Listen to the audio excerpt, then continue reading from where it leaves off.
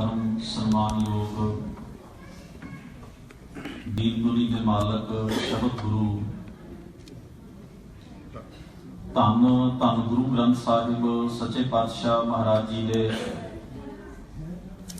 सजे हुए पावन दरबार दियां हाजरियां भर रहे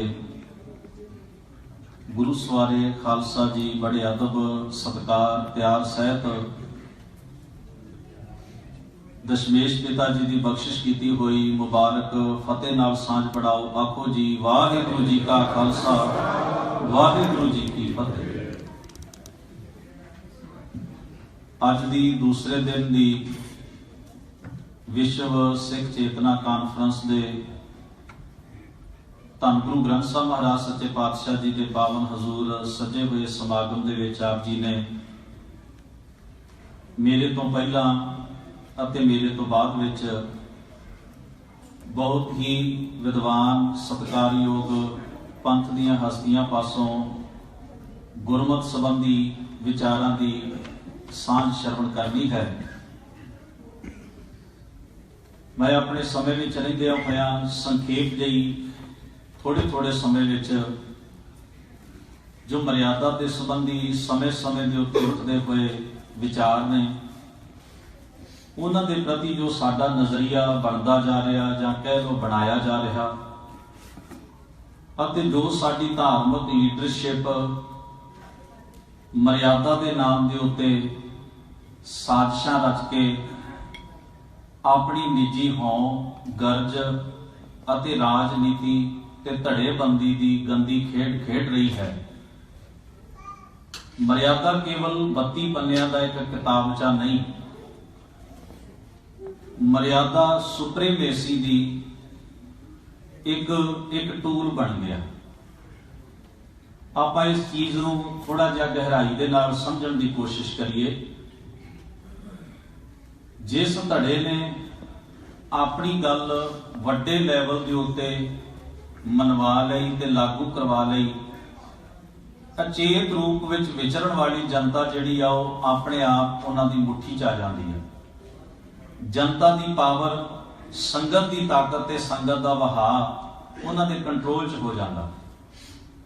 असीं इहनूं कई बार बड़ा हल्के पद्धर उत्ते भी लै लैंदे आ भी जी 32 पन्ने का किताबचा इहदा की आ जां 4 पन्ने की मर्यादा। असीं मर्यादा नूं तुसीं देखो धर्म स्थानां दे उत्ते शायद किसी चीज़ का इन्ना रौला नहीं पैंदा जिन्ना मर्यादा का पैंदा। पिछे हो चुके जिन्ने भी वाद विवाद ने उन्हां दे विचों 80% वाद विवाद जिहड़े ने मर्यादा के संबंधी ने। धड़ियां दी वख-वख जथेबंदियां दी वख-वख संप्रदावां दी जिन्नी भी पहुंच लोकां तक है वो मर्यादा के जरिए है। ये सारियां चीज़ां नूं आपां एक वड्डे संदर्भ विच रख के वेखण की कोशिश करनी। पहला मैं संखेप च इस गल का जिक्र करदिआं कि मर्यादा की चीज है। मर्यादा का अर्थ है साडे नियम। वो समाजिक नियम भी हो सकते हैं, वो राजनीतिक नियम भी हो सकते हैं, वो धार्मिक नियम भी हो सकते हैं, वो संस्थागत इस ऑर्गेनाइजेशन के अपने नियम भी हो सकते हैं। जिवें स्कूल की एक अपनी मर्यादा है, ਜਿਹੜੇ ਜਿਹੜੇ महकमे में तुसीं काम करते हो ਉਹਦੀ एक अपनी मर्यादा नियम है, उत्थों का एक रूल है जिन्हों असीं फॉलो करके उस काम नूं सौखे ढंग नाल कर सकते हैं। जिहड़ी तां धर्म दे नाम दे उत्ते बनी हुई मर्यादा ਉਹਦਾ एक अपना ਉਹਦਾ आधार हुंदा। ਉਹ की एक तां मन लो कि साडे कोल धन गुरु ग्रंथ साहिब महाराज सुप्रीम अथॉरिटी ने, सर्वोच्च ने। गुरु ग्रंथ साहिब महाराज फिलोसफी ने, विचारधारा ने, धर्म का मूल ने। ਇਹਦੇ ਵਿੱਚੋਂ ही असीं धर्म लेना, ਇਹਦੇ ਵਿੱਚੋਂ ही असीं अपना सारा ढांचा कायम करना। पर आम सधारण जिहड़ी जनता हर बंदा जिहड़ा उस तालु ते जाके गुरबाणी के उन्हां नियमां नूं उस फिलोसफी नूं अंडरस्टैंड नहीं करता। ਉਹਦੇ ਲਈ एक स्कूलिंग करनी पैंदी है। हर बंदे नूं टाइम लगदा, वो कई गल्लां अंडरस्टैंड करदा, कई थोड़ियां करदा, कई ज़्यादा करदा। ये तो होगी धर्म की गल, फिलोसफी की गल। दो चीज़ां संसार में एक दूजे नाल मिल के ना चलन तो डिस्ट्रॉय हो जांदियां, खत्म हो जांदियां, फिलोसफी ते उन्होंने इंप्लीमेंट करने की ऑर्गेनाइजेशन। कली फिलोसफी कुछ नहीं कर सकती जे उस फिलोसफी नूं मनण वास्ते जां उन्हूं प्रचारण वास्ते कोई ऑर्गेनाइजेशन उहदे हक च नहीं खलोंदी। इस तरह कोई ऑर्गेनाइजेशन कोई संस्था है पर उहदे कोल विजन कोई नहीं, वो सिवाए एक झुंड तो कुछ बंदियां की गिणती तो उहदा कोई मकसद नहीं हुंदा। जिवें आपां कह दिंदे भी भीड़ां कोल दिमाग नहीं हुंदे, इहदा मतलब की है विजन कोई नहीं। भी वो इकट्ठे तो हो गए, उन्होंने ये नहीं पता भी असीं करना की है, साडे कोल विजन की, असीं किहड़ी चीज़ लागू करनी, किहड़ी इंप्लीमेंट करनी आ, उन्होंने इस गल का कोई ज्ञान नहीं है। तो भीड़ हौली हौली फिर खिंड जाएगी, वो बंदे इधर ने कल उधर चले जाएंगे, इस तरह उन्होंने चलता रहता। जानी कि दो चीज़ों का सुमेल होना बड़ा जरूरी है। जिहड़ी असीं ग्रंथ ते पंथ की गल करते हैं ना, वो इस संदर्भ दे विच है कि गुरु ग्रंथ साहब फिलोसफी है ते पंथ एक ऑर्गेनाइज होने का साधन आ कि उस फिलोसफी को असीं इंप्लीमेंट कित्थे करना, उन्होंने लागू कित्थे करना, उन्होंने प्रोटैक्ट किवें करना। देखो दो चीज़ां ने 18वीं सदी की एक गल मैनूं चेते आउंदी, जिहदे विच ज्ञानी ज्ञान सिंह हुणां ने लिखिया सी, पंथ की जो राखोगे तो ग्रंथ की रहेगी नाथ, पंथ जो ना रहा तो ग्रंथ कौन माने को। दो चीज सानू पंथ नूं साडी सिखां दी होंद गुरु ग्रंथ साहब करके है, पर तुसीं इस गल तो इनकार ही नहीं हो सकते कि जिस वेले ग्रंथ दे उत्ते भावें फिजिकली ते भावें विचारधारक अटैक होया, ਉਹਨੂੰ ਪ੍ਰੋਟੈਕਟ ਕਰਨ ਦੀ ਜ਼ਿੰਮੇਵਾਰੀ ਜਿਹੜੀ ਉਹ ਪੰਥ ਦੀ ਹੈ। ਦੋਵੇਂ ਚੀਜ਼ਾਂ ਆਪਸ ਵਿੱਚ ਇਸ ਤਰ੍ਹਾਂ ਜੁੜੀਆਂ ਹੋਈਆਂ ਨੇ। ਉਹ ਸਮਾਂ ਯਾਦ ਕਰੋ ਜਦੋਂ ਲਖਪਤ ਰਾਏ ਨੇ ਇਹ ਨਿਸ਼ਾਨਾ ਸਾਧਿਆ, ਇਹ ਇੱਕ ਪ੍ਰੋਗਰਾਮ ਸੀ ਵੀ ਫਿਜ਼ੀਕਲੀ ਤਾਂ ਸਿੱਖ ਮਾਰੀ ਰਹੇ ਸਨ। ਹੁਣ ਉਹਨਾਂ ਸਮੇਂ 'ਚ ਅੱਜ ਵਰਗੇ ਪੜ੍ਹਾਈ ਲਿਖਾਈ ਦੇ ਜਾਂ ਅੱਜ ਵਰਗੇ ਜਿਸ ਤਰ੍ਹਾਂ ਗੁਰੂ ਗ੍ਰੰਥ ਸਾਹਿਬ ਪ੍ਰਿੰਟ ਹੁੰਦੇ ਨੇ ਜਾਂ ਹਰ ਇੱਕ ਦੇ ਕੋਲ ਅੱਜ ਕੱਲ੍ਹ ਗੁਰੂ ਗ੍ਰੰਥ ਸਾਹਿਬ ਅਵੇਲੇਬਲ ਆ ਇੱਕ ਤਰੀਕੇ ਨਾਲ इलैक्ट्रॉनिक मीडिया राही, उदों इस तरह नहीं सी। हथ लिखत केवल बीड़ा होंदियां सन, सरूप होंदे सन, पोथियां सन। उन्हें कमल वो पहला बंदा, मैं हैरान हुंदा भी ये सोच किसी मुगल दरबारी के दिमाग च नहीं आई। तुसीं सारी हिस्ट्री नूं पढ़ के वेखो। हाँ, हमला होया सिखां दा ते मुगलों के नाल टकराव होया, उहदे विच गुरु ग्रंथ साहब जी दी बीड़ जां सरूप कोई नुकसानिया गया, वो गल वो एक वखरा टॉपिक है। पर यह स्ट्रैटजी वेख के किसी ने पहली बार गुरु ग्रंथ साहब को खत्म करने वास्ते कोई प्लान किया होवे ते उन्होंने अमल च लिया होवे, तुहानूं लखपत राय तो पहला बंदा कोई इतिहास नहीं लभू। ये कमाल की गल है। उन्होंने इस गल का एक खेज आ उहदे मन अंदर। मैं कई बार बेनती की गुरु अर्जन साहब जी की शहीदी के संबंध में सरदार कुलदीप सिंह हुणां नाल साडी गलबात हुई सी। असी जदों पहला प्रकाश पुरब गुरु ग्रंथ साहब का मनाउने आ ना, बहुत हल्के पद्धर ते लैंदे आ असीं इस गल नूं। भगत जी ने बाणी दे अंदर एक निहोरे रूप दे विच इह गल कही आ, ये पंडिया मोको ढेड कैद तेरी पैज पिछाउंडी होएगा। देखो शब्द किड्डा वड्डा असर करदा। एक रब दे बंदे दी सुरत विच भी यह गल टिकी आ भी इन्हां ने मैनूं नीच नीच कह के दुरकारिया। ये पंडिया मोको ढेड कैद तेरी पैज पिछाउंडी होए, पर मेरी तो डोरी तेरे ते है ना, पर यह तो मैनूं इस तरह कहिंदे आ। हुण तुसीं वेखो, ये बड़ा गहरा जख्म आ। जिवें अज असीं कहंदे ना तुसीं आ पहरावा पाया सिख ने, आ छड्डो परे, ये नहीं चंगा, लोग इहनूं चंगा नहीं समझदे। तुसीं आ भाषा बोलते हो, तुसीं बैकवर्ड जे लगते हो, तुहाडी भाषा नूं लोग चंगा नहीं समझते। तुसीं पग बन्नते हो, तुसीं होर तरह के तालेबानी जे लगते हो, तुहानूं लोग चंगा नहीं समझते। ये एक इहो जिहा हथियार आ जिहड़ा असीं खुद अपने आप उत्ते वरतदे हां। हीण भावना दा ढैंदी कला दा हथियार।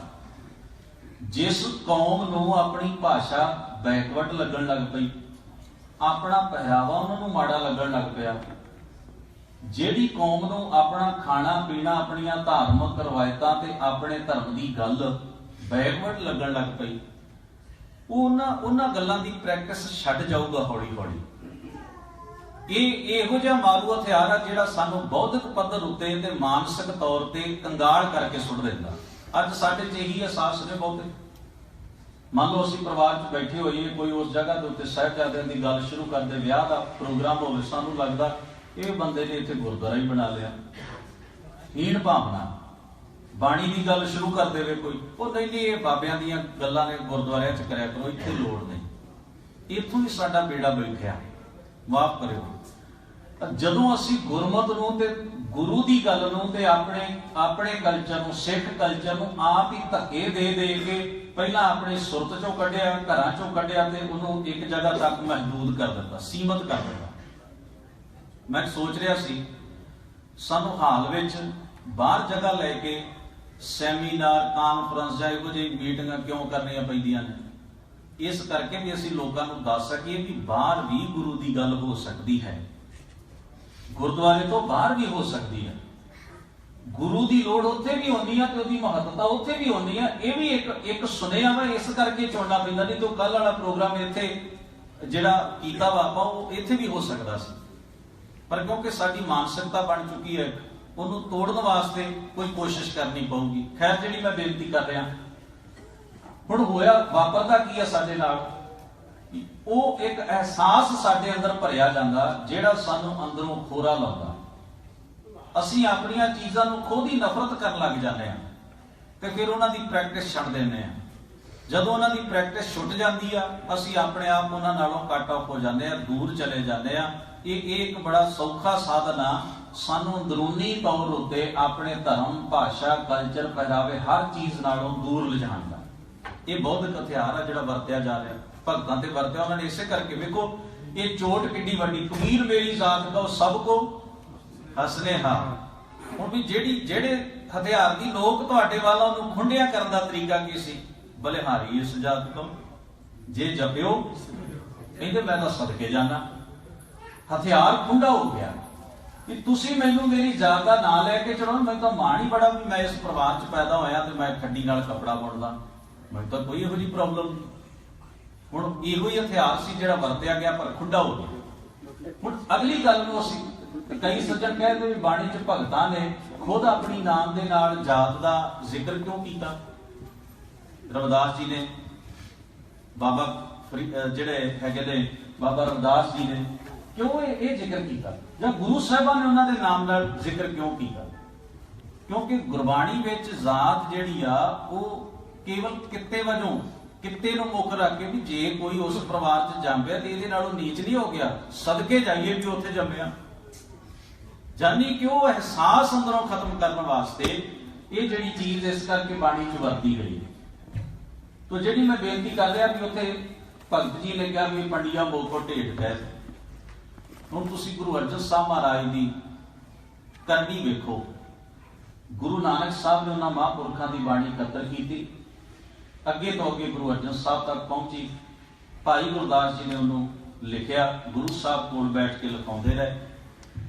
ਦਰਬਾਰ ਸਾਹਿਬ ਬਣਾਇਆ ਗਿਆ, ਉਹਦੀ ਉਸਾਰੀ ਕੀਤੀ ਗਈ, ਪਰ ਇੱਕ ਦਿਨ ਵੀ ਮਹਾਰਾਜ ਨੇ ਉੱਥੇ ਆਪਣਾ ਆਸਣ ਨਹੀਂ ਲਾਇਆ, ਬਿਲ ਪਲਾਨ। ਉਹ ਵਕਤ ਆਇਆ ਜਦੋਂ ਸਤਿਗੁਰੂ ਨੇ ਪੋਥੀ ਸਾਹਿਬ ਦਾ ਪ੍ਰਕਾਸ਼ ਉਸ ਦਰਬਾਰ ਵਿੱਚ ਕਰ ਦਿੱਤਾ। ਹੁਣ ਜਰਾ ਉਹ ਸਮੇਂ ਵੇਖੋ ਕਿ ਇੱਕ ਮੰਦਿਰ ਦੇ ਵਿੱਚ ਮੂਰਤੀ ਪਈ ਹੋਈ ਆ, ਉਹਨਾਂ ਦੇ ਧਰਮ ਗ੍ਰੰਥ ਨੇ, ਉੱਥੇ ਪੁਜਾਰੀ ਹੈਡ ਆ, ਉਹਦੀ ਸ਼ਾਸਤਰਾਂ ਦੀ ਮਰਿਆਦਾ। ਇੱਕ ਭਗਤ ਚੰਗੇ ਤੋਂ ਚੰਗੇ ਜੀਵਨ ਵਾਲਾ ਹੋ ਕੇ ਵੀ ਉਹਦੀ ਪੌੜੀ ਤੇ ਪੈਰ ਨਹੀਂ ਰੱਖ ਸਕਦਾ, ਉਹਦੀ ਜ਼ਰੂਰਤ ਨਹੀਂ ਵੀ ਅੰਦਰ ਚਲਿਆ ਜਾਏ। ਕਾਰਨ ਉਹਨੂੰ ਨੀਚ, ਢੇਡ, ਨੀਵਾਂ, ਪਛੜਿਆ, ਕਈ ਕੁਝ ਕਹਿ ਕੇ ਦੁਰਕਾਰ ਦਾ ਕਰ ਗਿਆ। ਉਹ ਤਾਂ ਕਿਸੇ ਗਿਣਤੀ 'ਚ ਹੀ ਨਹੀਂ ਰੱਖਿਆ ਗਿਆ। ਪਰ ਵੇਖੋ ਗੁਰੂ ਅਰਜਨ ਸਾਹਿਬ ਮਹਾਰਾਜ, ਅੱਜ ਗੁਰੂ ਗ੍ਰੰਥ ਸਾਹਿਬ ਦਾ ਪ੍ਰਕਾਸ਼ ਆ, ਤੁਹਾਨੂੰ ਕੋਈ ਆ ਕੇ ਕਹੇ ਵੀ ਵੇਦ ਬਹੁਤ ਪੁਰਾਣੇ ਨੇ, ਇੱਥੇ ਰੱਖ ਲਈਏ, ਮੇਰਾ ਖਿਆਲ ਨਹੀਂ। ਤੁਸੀਂ ਉਹਨੂੰ ਇੱਥੇ ਅਲਮਾਰੀ 'ਚ ਵੀ ਰੱਖਣ ਦੀ ਇਜਾਜ਼ਤ ਦਿਓ, ਬਰਾਬਰ ਤਾਂ ਰੱਖਣੇ ਹੀ ਕੀ ਨੇ।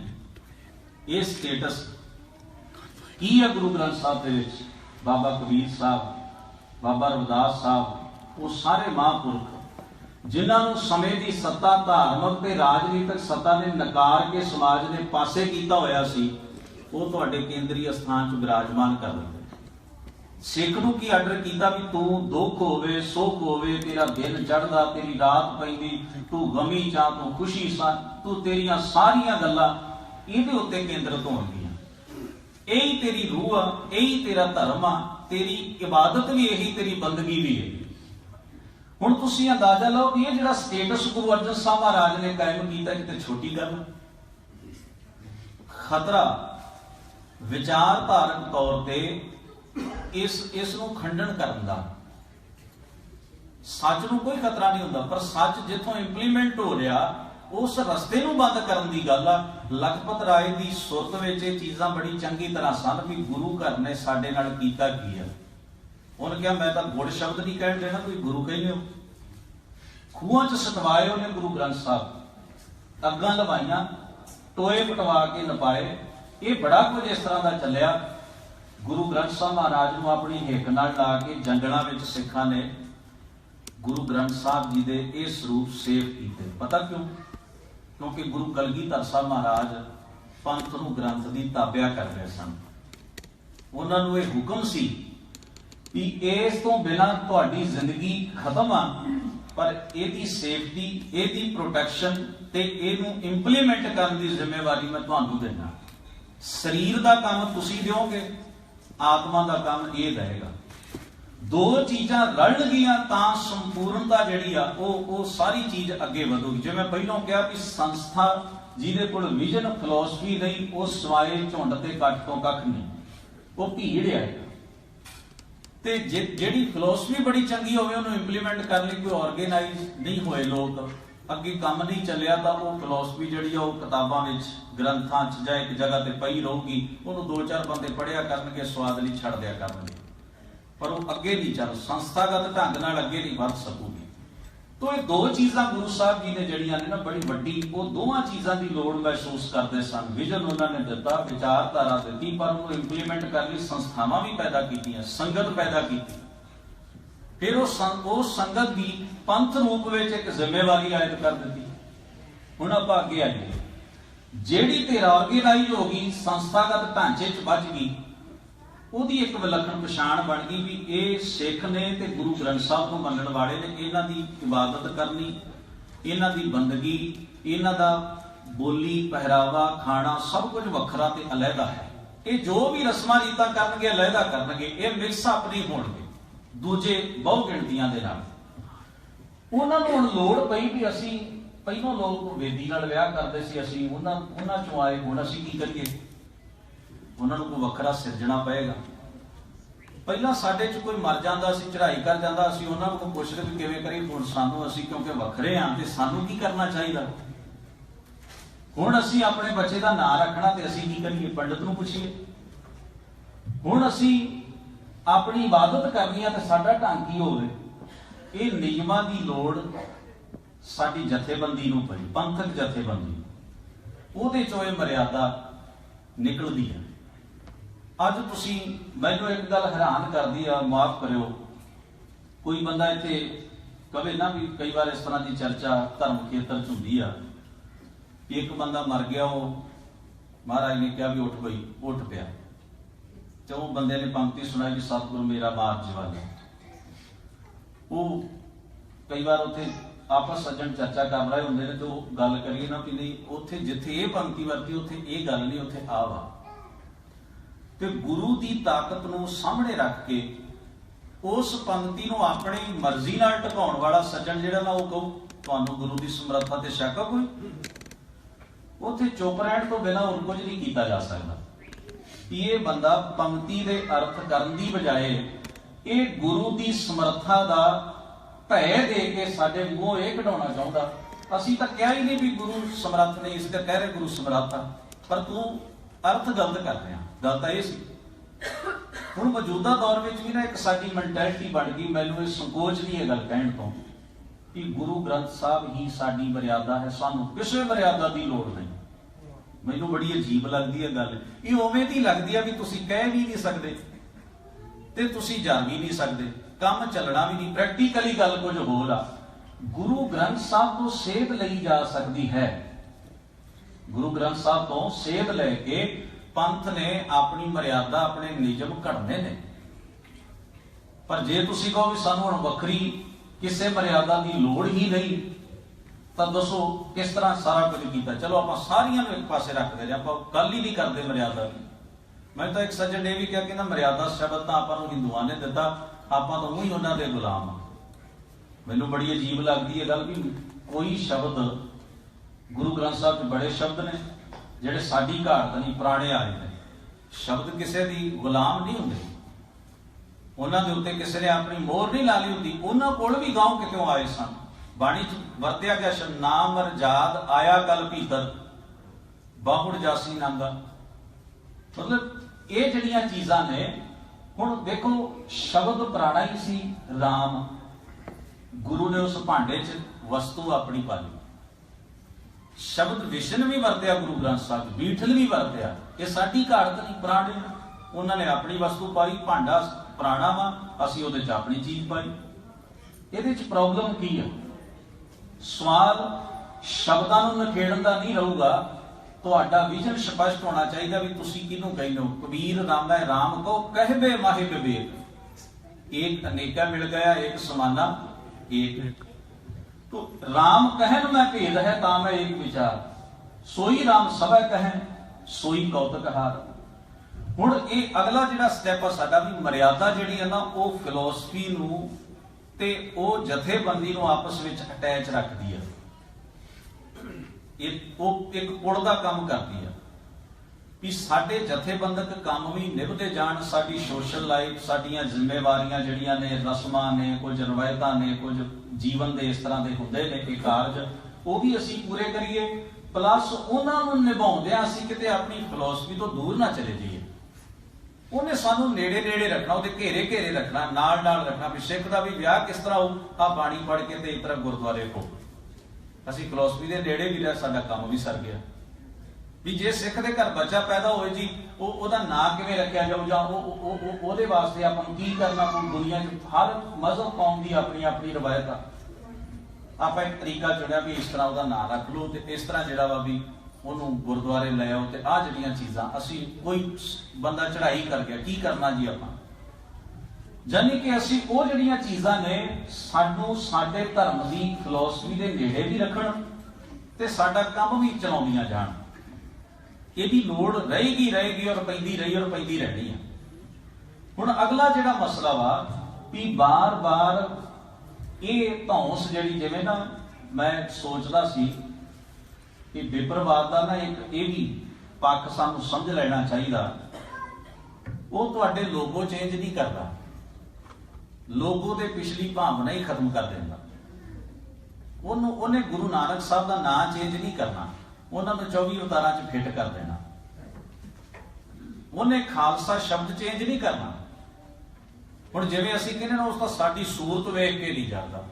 मैं कल जी बेनती की भी इहो जी सूरत वाला ते गातरा पा के जिहड़ा कहंदा भी नहीं असीं तां लवकुश चों जम्मे आ, हुण की करोगे, तुहाडी सूरत तां उही है। उन्हें सीरत बदल के रख दी। उन्हें गुरु ग्रंथ साहब सच्चे पातशाह नूं बदलना नहीं सीधे रूप च, इहदी बराबरी करन वालियां धिरां ग्रंथां जां बंदियां दे रूप च लिया कन्फ्यूजन खड़ी कर देनी। दूजी चीज एक चीज आप वेख नहीं रहे, मैं अक्सर उसका जिक्र करदा, तुसीं वेखिए चाइना मेड दीयां छोटियां छोटियां गुरु नानक साहब दीयां मूर्तियां। मैं कई इंटरव्यू जां कथा दे विच अक्सर जिक्र कीता। तुहानूं पता मूर्तियां भी वड्डियां हुंदियां ने, पल जांदियां ने, वो भी दुध पींदियां। लोग कहंदे तां बेजान, मैं कहंदा जिन्नी जानदार वो कोई है ही नहीं। जिन्नी वो वादी वड्डी हुंदी आ ते जिन्ना वो बोलदी ते पुआड़े पाउंदी कोई नहीं पाउंदा। ਉਹਨੂੰ ਆਪਣੇ ਘਰਾਂ 'ਚ ਲਾ ਕੇ ਲੋਕ ਧੂਪ ਦਿੰਦੇ ਆ, ਉਹਦੇ ਸਾਹਮਣੇ ਰੋਟੀ ਰੱਖ ਕੇ ਕਈ ਐਸੇ ਪਰਿਵਾਰ ਉਹ ਚੱਲਦੇ। ਉਹ ਫਿਰ ਨਾ ਨਿੱਕੀ ਹਰ ਬੰਦੇ ਨੂੰ ਹੁੰਦਾ ਵੀ ਥੋੜੀ ਵੱਡੀ ਲੈ ਆਈਏ, ਹੁਣ ਵੱਡਾ ਘਰ ਬਣਾਇਆ ਵੱਡੀ ਲੈ ਆਈਏ। ਸਾਡੀਆਂ ਕਾਰਾਂ ਦੀ ਡੈਸ਼ਬੋਰਡ ਤੇ ਛੋਟੀ ਆ, ਘਰ 'ਚ ਥੋੜੀ ਵੱਡੀ ਆ, ਉਹਨੇ ਵੱਡੀ ਹੁੰਦੀ ਜਾਣਾ। ਇਵੇਂ ਹੀ ਹੋਈ ਬਾਬਾ ਰਵਿਦਾਸ ਸਾਹਿਬ ਦੀ, ਕਬੀਰ ਸਾਹਿਬ ਦੀ ਵੀ ਇਸ ਤਰ੍ਹਾਂ ਹੀ ਵੱਡੀ ਹੋਈ। ਇਹ ਗੁਰੂ ਨਾਨਕ ਦੀ ਵੀ ਐਵੇਂ ਵੱਡੀ ਹੋ। ਅੱਜ ਸਾਨੂੰ ਲੱਗਦਾ ਮਾਈਨਰ ਜੀ ਗੱਲ ਹੈ, ਮੈਂ ਫਾਲਤੂ ਦੀ ਟੈਨਸ਼ਨ ਚੁੱਕੀ ਹੋਈ ਆ। ਉਹਨੇ ਇੰਨੀ ਵੱਡੀ ਹੋ ਜਾਣਾ ਕਿ ਉਹਨੇ ਚੱਲ ਕੇ ਤੁਹਾਡੇ ਗੁਰਦੁਆਰੇ ਆ ਜਾਣਾ 50 ਸਾਲਾਂ ਨੂੰ ਕਿ ਮੈਨੂੰ ਮੇਰਾ ਹਿੱਸਾ ਦਿਓ। ਅੱਜ ਜਿਵੇਂ ਵੰਡੇ ਗਏ ਨਾ ਕਿ ਬਾਬਾ ਰਵਿਦਾਸ ਜੀ ਦੀ ਮੂਰਤੀ ਲੱਗੇ ਕਿ ਬਾਣੀ ਰੱਖੀ ਜਾਏ, ਫਿਰ ਸਾਡੇ 'ਚ ਵੀ ये गल चलूगी। वो की चलूगी? वेखो जी, जे कृष्ण की मूर्ति ते गीता इकट्ठियां रह सकदियां, जे रामायण ते राम की मूर्ति मंदिर च इकट्ठे रह सकते आ, गुरु नानक की मूर्ति ते गुरु ग्रंथ साहब इकट्ठे क्यों नहीं रह सकते? हुण तुसीं अंदाजा लाओ। ये प्रोसैस है। तुसीं उहनूं एक्सैप्ट कर लिया, तुसीं उहनूं लिया रहे हो, तुसीं उहनूं हवा दे रहे हो, उहनूं भोग लग रहे हैं।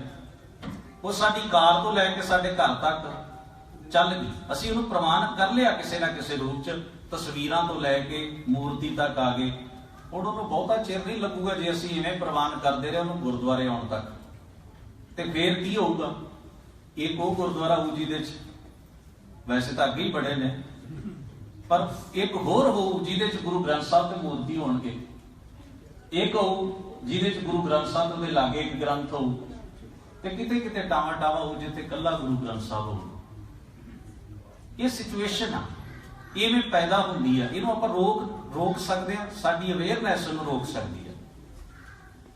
हुण सवाल यह कि 1400 साल तो उत्ते इस्लाम ने सफर किया, उन्होंने हजरत मुहम्मद साहब की तस्वीर नहीं बन दी।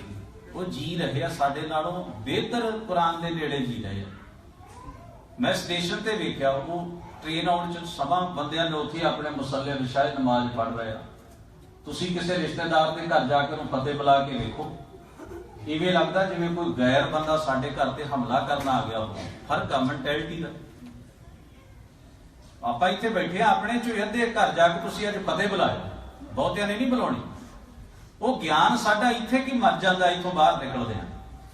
शर्मा लाज आ, वो हसणगे घर वाले। असीं माहौल नहीं क्रिएट करते, माण नहीं करते कि जो साडे कोल चीज़ां असीं उन्हां ते माण करिए। इहो ही तां साडे अंदर मौत बैठी हुई जिहड़ी धर्म का गला अंदर ही घुट दिंदी है। बाहर का जो है ही। मैं बहुत सारे ऐसे लोग वे जिहड़े पंथ का इस तरह होना चाहिए, पंथ का इस तरह होना चाहिए, उन्होंने घर च एक बार भी फतेह बुलाने वाला कोई नहीं। जिम्मेवारी एडी वड्डी चुक रहे हैं। वो अपने बच्चों को नहीं दसते, कुछ अपने घर च नहीं गल, आप खुद नहीं करते। ये चीज़ों को आप समझिए भी जिन्ना चिर असी ये बीज अपने घरों नहीं बीजते, उन्ना चिर असी अगे किवें तुरांगे। तो जिहड़ी मैं बेनती करा भी हुण मर्यादा का जिहड़ा मसला, हुण देखो उन्होंने सारे का सारा चेंज करके नाम उत्ते की रहन दिता, नानकशाही। एडी वड्डी कन्फ्यूजन आ, लोगों को लग रहा भी नानकशाही कैलेंडर ही है, पर विचला सारा कुछ उन्होंने रिप्लेस कर लिया। हुण रहन देणगे जी सिख रहत मर्यादा, लोगो टाइटल ना सारा कुछ उही रहूगा, पर विचों सारा कुछ जानी कि तुहाडे हत्थ च कखां दा बच्चा बना के उहदे च जान पा के वो कुछ तुहाडी गोदी च दे देना कि खिडाई चलो। ये चीज़ आ। हुण ये जिहड़ियां चीज़ां ने सानू इन्हां हुण गल की आ भी कुछ धड़े रल के जिन्हां दे अपने निजी मुफाद ने, जिन्हां ने अजे तक सिख रहत मर्यादा नूं इस करके नहीं मन्निया, उन्हां नूं खतरा सी।